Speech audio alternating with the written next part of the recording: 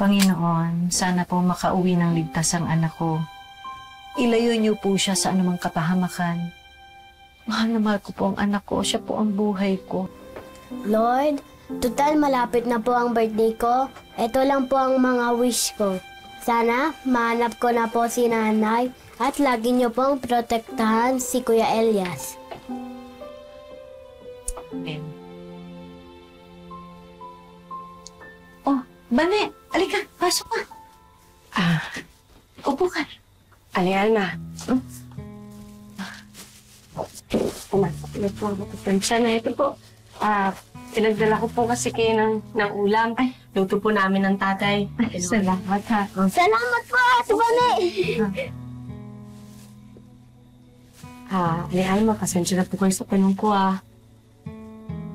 May nangyari po ba kay Elias? Kaya po ganun po yung dasal ninyo?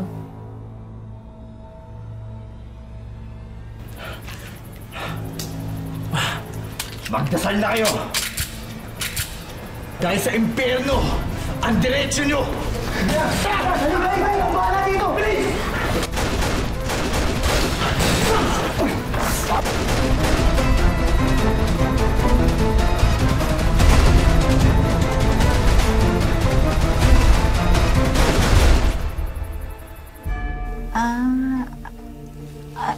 Kasi di ba, delikado kasi ang panahon ngayon, di ba? Ang lalayo ng mga biyahe ni Elias, syempre, nag-aalala ko, kaya nananalangin ako na lagi siyang ligtas.